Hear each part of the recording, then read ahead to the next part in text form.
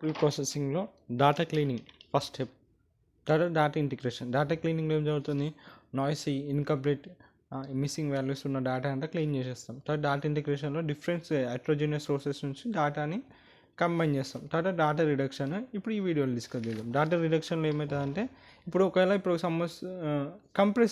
Compress చేస్తాం అన్నట్టు డేటాని. అయితే వాల్యూమ్ ఆఫ్ డేటా ఉందో అది రెడ్యూస్ చేస్తాం. రెడ్యూస్ చేయడం వల్ల మనకు అనలైజ్ చేయడం ఈజీ అయిపోతుంది. ఒక చిన్న ఎగ్జాంపుల్ చెప్పాలంటే మన ఫోటోని కానీ పీడిఎఫ్ని కానీ కంప్రెస్ చేస్తాం. సంథింగ్ ఏదైనా ఎగ్జామ్కి రిజిస్ట్రేషన్ కానీ హాల్ టికెట్ కోసం పేమెంట్ కోసం చేస్తుంటే వాడు ఏమి అంటాడు, ఇమేజ్ని కంప్రెస్ చేయమంటారు. సో ఆ లోపల ఉన్న డేటా ఇటుపోదు, కానీ జస్ట్ కంప్రెస్ అవుతుంది. అలానే ఇప్పుడు మన డేటా రిడక్షన్ ఏం చేస్తున్నాం అంటే డేటా యొక్క వాల్యూమ్ తగ్గిస్తున్నాం. ఎందుకంటే మన అనలిసిస్ ప్రాసెస్ కొంచెం ఈజీ అవుతుంది. ఆ డేటా రిడక్షన్లో 4 మెథడ్స్ ఉంటాయి. ఫస్ట్ మెథడ్ వచ్చేసి డైమెన్షన్ రిడక్షన్. డైమెన్షన్ రిడక్షన్ ఏం చేస్తామంటే నువ్వు బేసిక్గా ఫస్ట్ వచ్చేసి డైమెన్షన్ రిడక్షన్ ఇన్పుట్స్ తగ్గిస్తావు. ఇన్పుట్స్ తగ్గించడం వల్ల ఏమైపోతుంది, ఇన్పుట్స్ వేరియబుల్స్ ఒకవేళ లార్జ్ ఇన్పుట్స్ వేరియబుల్స్ ఉంటే పర్ఫార్మెన్స్ కూడా పూర్ పర్ఫార్మెన్స్ ఇస్తుంది. సో ఏంటిది, ఒక విధంగా నువ్వు ఇన్పుట్స్ తగ్గించడం వల్ల ఏంటిది పర్ఫార్మెన్స్ అనేది ఈజీగా అనలైజ్ చేయగలుగుతావు. ఒక లార్జ్ ఇన్పుట్స్ ఉన్నావు పూర్ పర్ఫార్మెన్స్ ఇస్తుంది. అందుకే ఇంత తక్కువ ఇన్పుట్స్ ఉంటే నువ్వు అంత మంచిగా డేటాని నువ్వు అనలైజ్ చేయొచ్చు. అలానే నువ్వు డేటాని రిడక్షన్ చేస్తున్నావు. ఈ డైమెన్షన్ రిడక్షన్ అంటే డైమెన్షన్ రిడక్షన్ అంటే ఇన్పుట్స్ని తగ్గించడం. తర్వాత డేటా క్యూబ్ అగ్రిగేషన్ అంటే డేటాని అంటే కంబైన్ చేస్తావు. డేటాని అంటే కంబైన్ చేసి ఒక సింగిల్ డేటాలకు మారుస్తావు.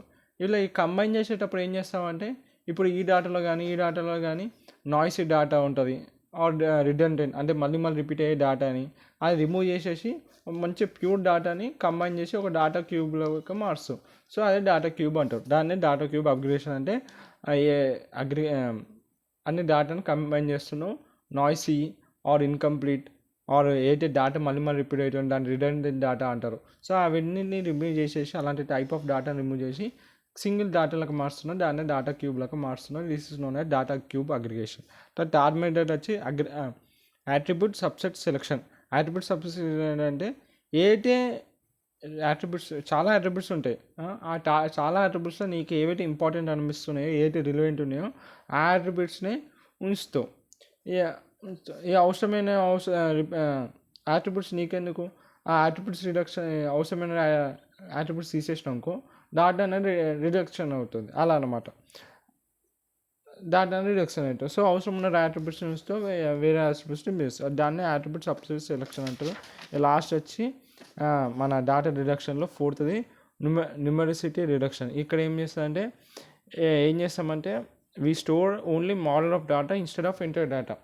మోడల్ ఆఫ్ డేటా అంటే ఒక శాంపుల్ని డేటా యొక్క శాంపుల్ని స్టోర్ చేస్తావు. డేటా మొత్తాన్ని స్టోర్ చేయవు. దాన్ని న్యూమరిసిటీ రిడక్షన్ అంటారు. దీనివల్ల డేటా రిడక్షన్ అనేది జరుగుతుంది.